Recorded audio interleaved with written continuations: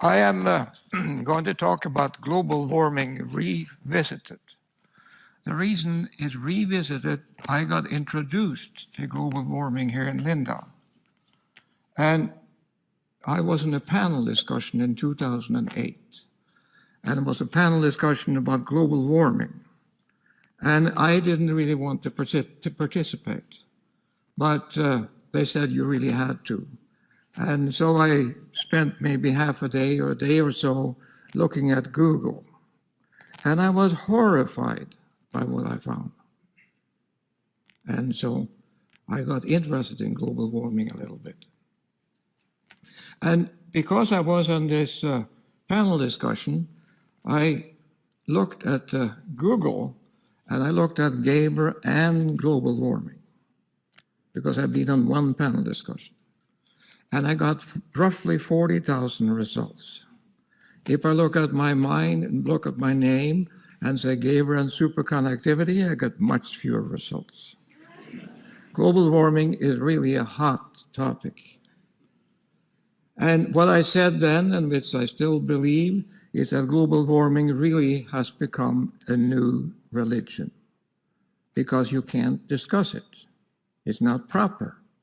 If you say global, if you look at Linda here today, then all the people who are, notable people, they have said climate change in their talks. All of them have said it. I don't know whether they know what they mean, but they have said it anyway. Everybody talks about climate change. So the American Physical Society, which I was a member, said the evidence is incontrovertible that global warming exists. Now, think about that. This is a physical society. And they say you cannot discuss global warming because we believe it's happening. It's like the Catholic Church. There are lots of incontrovertible truth in the Catholic Church, I'm sure. And here there's an incontrovertible truth in a physical society. So the only answer to that is to resign. And that actually made quite a much more story than I thought it would have. So global warming really starts with these two people, Al Gore and Curry, or however you pronounce it. And what they did, they made this curve popular. I know that's hard to read from the audience, but on the vertical scale is degrees in 0.1 degree. So roughly 1 degree is the whole vertical scale. And the horizontal scale is in years from 1860 to 2000. And you see the global warming has increased, but the scale is like the dentists use when they advertise by toothpaste, because the scale is absolutely distorted. I mean, there's 1 degree there. And for what does this curve measure? Well, this curve measures what does the average temperature for the world for a whole year and for a whole Earth for 1 year. So there's an average temperature for the whole Earth for 1 year, and that measures in a fraction of a degree. So what does that mean? I think probably nothing. So let me talk about that again. From 1880 to 2015, the temperature has increased from 288 to 288.8 degree Kelvin, 0.3%. I think the temperature has been amazingly stable. If I take where I live in Albany, New York, there are roughly 80 degree K difference between summer and winter at some time. And so would you think that 0.8 degree average on the Earth makes any difference to the climate in Albany? Is that sensible to you? Oh, the wrong way. So here is then where the temperature is measured. And you see there's point on the graph, so if you can read that, north of 60 degrees is 167 measurements. Between 30 and 60 degrees is quite a lot of measurements. The United States is all covered with things and stuff. So if you go finally to the South Pole, there are 8 thermometers, according to NASA. That's all they have, including the South Pole, 8 thermometers. And so if you had 8 thermometers to measure the average temperature in Germany, where would you put those 8 thermometers? You know, 8 thermometers for the continent is nothing. And the fact is, as I deal with the South Pole, there has never been as cold on the South Pole as it is right now. There's more ice than there ever have been. And so, but people don't talk about that. They talk about the North Pole, where they have a warmer climate at the present time. And the other thing which upset me is that what is the optimum temperature for the Earth? Is that the temperature we have right now? That would be a miracle. Maybe it's 2 degrees warmer. Maybe it's 2 degrees colder. But nobody has told me what the optimal temperature is for the whole Earth. This is a little bit like American foreign policy. The foreign policy wants things to be as they are because we have it good in the United States. But even the foreign policy can't control the climate. The other thing is that both the alarmists and the deniers, I guess I'm quoted as a denier, measures the average temperature for the whole Earth for a whole year to a fraction of a degree. And that result is significant. Of course it's not. How can you possibly measure the average temperature for the whole Earth and for the whole year and come up with a fraction of a degree? So I have this slide here. I think the average temperature of the Earth is equal to the emperor's new clothes. Was a boy who said, cried at might, the emperor has no clothes on. And I would cry out and say, you can't measure the temperature for the whole Earth at such accuracy. I was in Beijing I think it was in 74, 75, and Beijing was a village. There were 3 or 4 cars there, and we had control of one of them. I was back in Berlin, in Beijing, like a few years ago, and you can't cross the streets for cars. And there's buildings which are like 30, 40 stories high everywhere. And so what had that done with the temperature for Beijing, you think? I mean, and if you think that when you measure temperature to 1900, the thermometer was standing sort of in the countryside, and now we go 1910, the more dense population density, and then the thermometers broke, you got new thermometers. And how can you think that I can measure this to a fraction of a degree? It's ridiculous. Now, this is what they have come up with, however, and this is for the last 19 years, roughly speaking, the temperature has not gone up. It's been constant for 19 years, almost as long as the life of the students here. They're probably at 23, 24 years old. So it hasn't gone up. And there was a big peak in 98, that's very recognizable.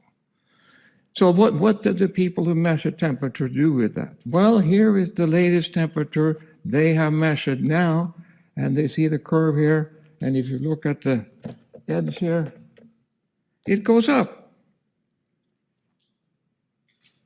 I made a bit better one here.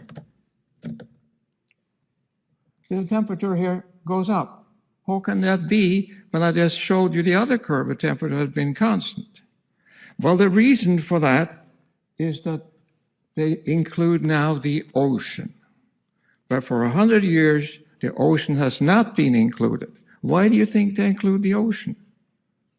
Because it's more accurate, or because they can fiddle with the data? That's what NASA does. So Obama said last year that 2014 was the hottest year ever. But it's not true. It's not the hottest year. So if you don't believe I'm cheating you, here's some satellite data, and this is the peak in 98, and you see basically the satellite data shows the same thing. The temperature has not increased. So what is then a greenhouse effect? Well, without the atmosphere, the Earth would have been roughly 35 degrees warmer, roughly speaking.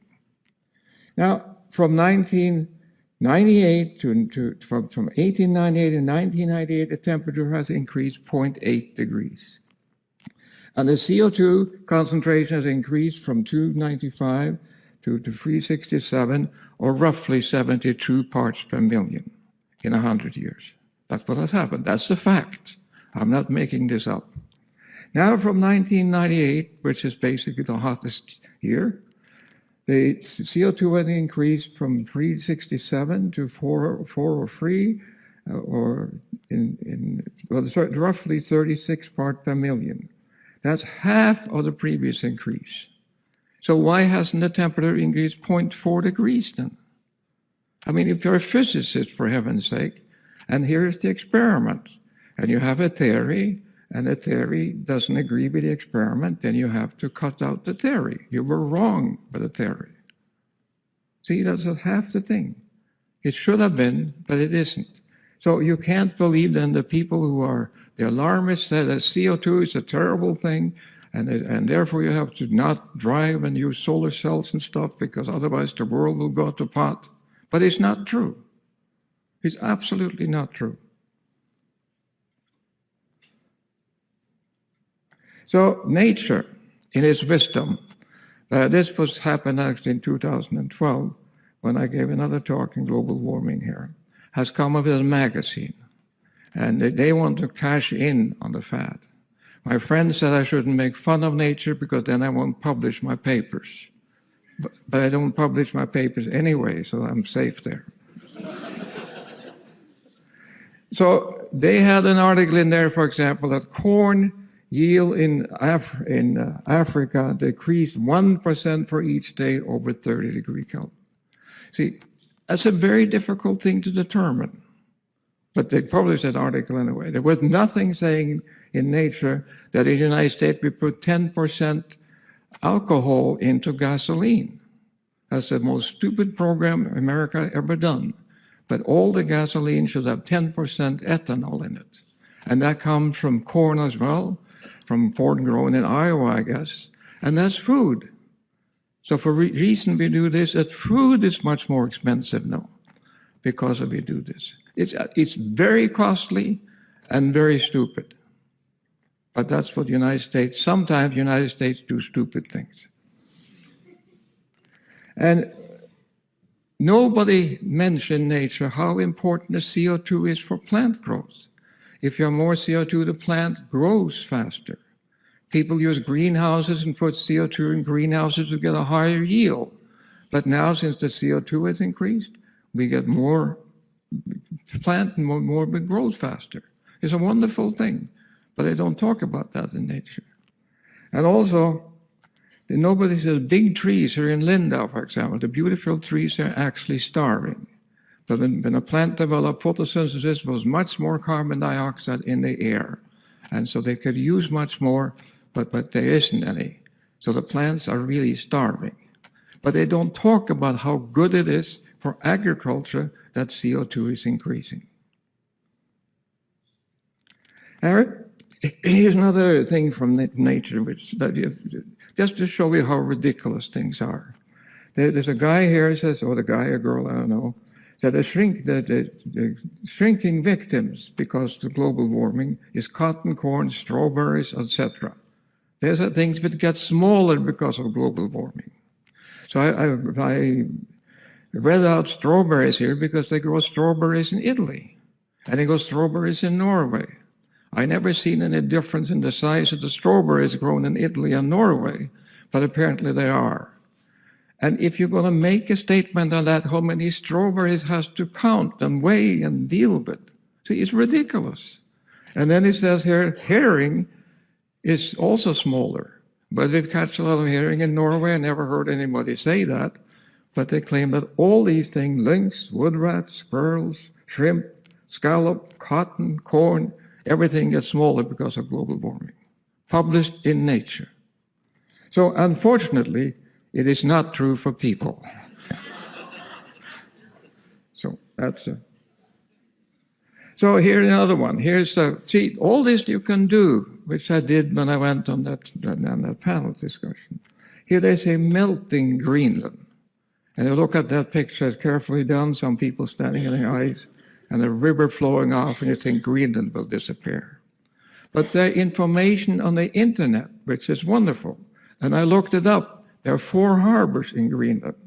And this is the name of the harbors. I won't pronounce them, but you see the coldest years include 1992, 1997, and so on. The one on the here are the coldest years. And here are the warmest years. And so the warmest years basically the 1930. And those are the facts. Those are the temperature the people in the harbors in Greenland has measured over the years. And it doesn't look like it's getting any warmer. I mean, I don't understand it. Where do the data come from? Who says what this says? Now, of course, global warming is supposed to cause the climate change. That's what it was. But the climate changes anyway. The climate has always changed. But the people who believe in global warming say the reason climate changes is because of global warming. And the World Meteorological Organization said you need 30 years to determine the climate. So this is a difficult slide to see here, but this is the rainfall in lots of places all over the world. But if we focus on this one here, this is the Dust Bowl in the Midwest in the 30s. You see we have the Dust Bowl there.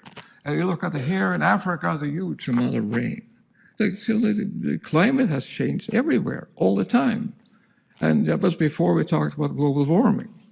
And the people in the Dust Bowl, people know how to move to California. So the Steinbeck wrote the story of the grape of wrath about that. It was a very wonderful story.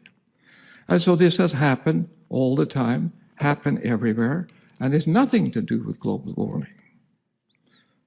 So when I ask people then, why is the climate change? Why?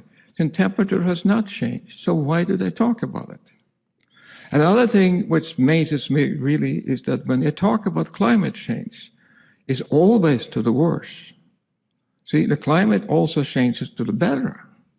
And if climate changes, you have a 50% chance anyway.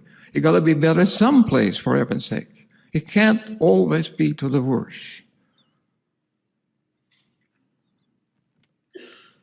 So then comes the clincher. If climate change doesn't work to scare people, we can scare people talking about extreme weather. That must work. So here is the extreme weather. And the question is the ocean level rising? Here is a graph. It's hard to see, but you see it again. But this scale is in thousands of years, and this scale is in meters. If you look at the recent scale, and you see it here, this scale now, you can maybe read that, and this scale here is in centimeters. And for the last 100 years, the ocean has risen 20 centimeters. But for the previous 100 years, it also rose to 20 centimeters. And for the last 300 years, ocean has risen 20 centimeters 100 years. And so there is no unusual rise in the sea level. And to be sure you understand that, I'll repeat it. There is no unusual sight in the sea level. And here is the hurricanes in the United States for 150 years. Hurricanes are supposed to be much worse now because of the weather has gotten 0.8 degrees warmer. I mean, on the average. But you see, there are no such thing. If anything, we've entered a period of low hurricanes. See, these are the facts. I don't make up these facts. And actually, when I gave this talk in Linda in 2012, the criticism I got, I'd never published anything in global warming. But you don't have to publish things. You don't have to even be a scientist to look at these figures. And you understand what it says. And the same thing is for the tornadoes in the United States. It looked like we're in a low period in the last few years. That's only 50 years of data. So, but see, what people say is not true. I talked to a journalist yesterday from D-Site, and he's supposed to be here. I don't know if he's here or not. And I asked how many articles he published, but this says that global warming is a good thing. And they probably don't publish that at all. It's always negative, always. So here is a picture, see how ridiculous things do. I hate to make fun of Norway because I'm Norwegian, but I think I can deserve this anyway. There is an oil platform laying about there. That is 200 miles from the coast of Norway. It's an oil platform. It's a very, very lucrative oil platform. And what they're going to do with that, they're going to electrify it. On the platform, of course, they have lots of natural gas, and they have gas turbines and stuff. There's no problem with power. But to save on the platform, to save for the carbon dioxide on the platform, they're going to electrify it from land. It costs billions of money, crowns anyway, a huge amount of money. But the government of Norway has decided that. Hopefully now, when the oil price has fallen by a factor of 2, maybe they reconsider. I hope that. Because what they're going to do, all the gas they save by not using gas generators, they're going to send to Europe. What are Europe going to do with the gas? Burn it, of course. So, I mean, there's no saving here. They're just an expense. There's no saving of CO2 or anything. It's just ridiculous. So here is now what I worry about very much is the conference going to be in Paris in November. And I really worry about that because the conference was in Copenhagen, that almost became a disaster, but nothing got decided. But now I think the people who are alarmists have a very strong position. And so the physical society always have made up their mind, so I don't have to worry about them. And now let's look at what they say. The evidence is incorrigible. Global warming is occurring if no mitigation is taken, significant disruption of Earth's physical and the cloud system and so on. Everything is go to hell. But the facts are that in the last 100 years or so, we have measured the temperature. It has gone up 0.8 degrees, and everything in the world has gotten better. See? So how can they say it's going to get worse? When we have the evidence that if it's true that they can measure, at least they believe it, when the temperature has gone up 0.8 degree, everything, we live longer, we have better work, better health, better everything. But if you go another 0.8 degrees, we're going to die, I guess. So here is then what we should worry about. This is refugees trying to cross the Mediterranean.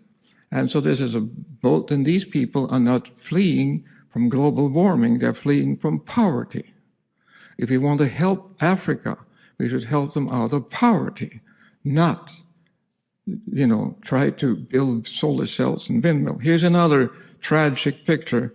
These are Syrian refugees. There are supposed to be 5 million of them.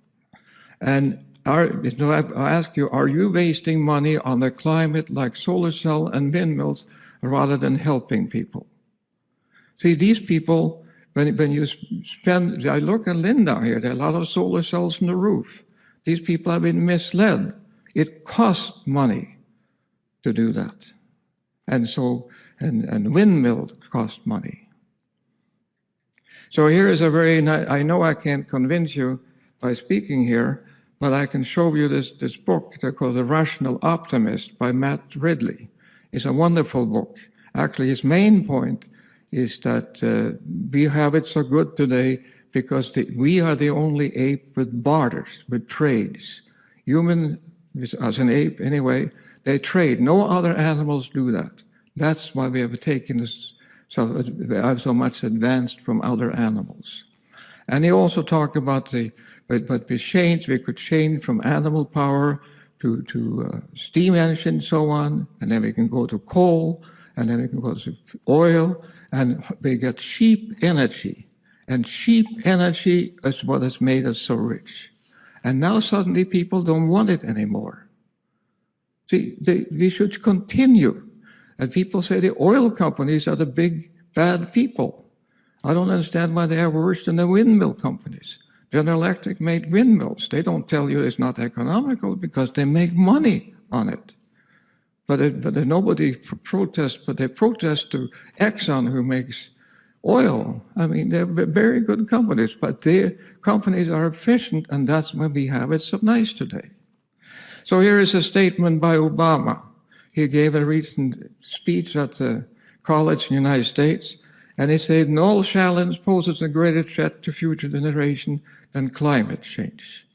That's what he said. That's a ridiculous statement. See, the United States probably kills maybe a few hundred people a day. They probably have killed 1 million or several million people the last 10 years or so. We've been at war. And the biggest problem Obama faces is climate change. How can he say that? And I say this to Obama, "Excuse me, Mr. President, but you're wrong." See, he's dead wrong. And I said that once, I was part of an ad in the Time magazine, and I said the same thing.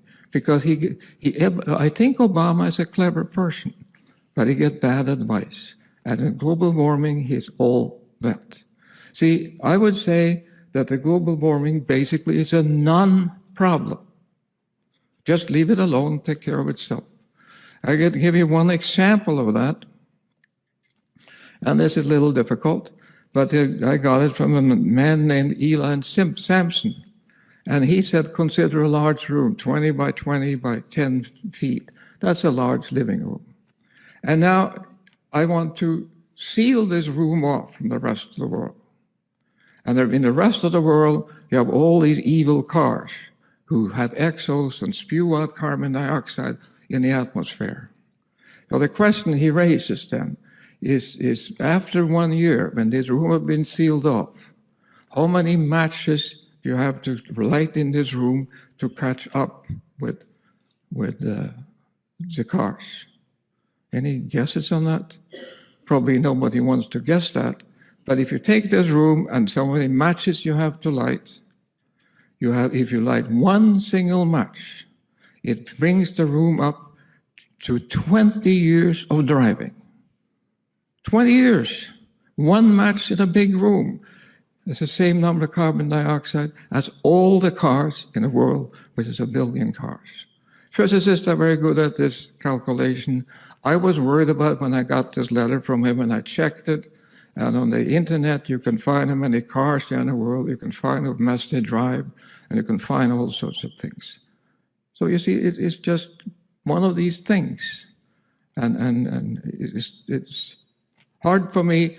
It's really very hard for me to understand that almost every government in Europe, and except I think Polish government, are worried about global warming. It must be politics. So finally then, I think that what we really have to do, we have to learn to live with change. It's climate changes, climate has always changed. We can't control that, so there's nothing we can do. And here is a picture of me and my wife when we got married 60 years ago. And here you can see how we have changed. And we have to live with that. And also you see that what we changed, we have a color photo now. See, it wasn't color when we got married, so that's a change. And I will also say, so far we have left the world in a better shape than when we arrived, and this will continue, with one exception. We have to stop wasting huge, and I mean huge amount of money on global warming. We have to do that. That may take us backwards. See, it's the people think that things are sustainable, but they're not sustainable. So anyway, that was all I'm going to say. So thank you very much.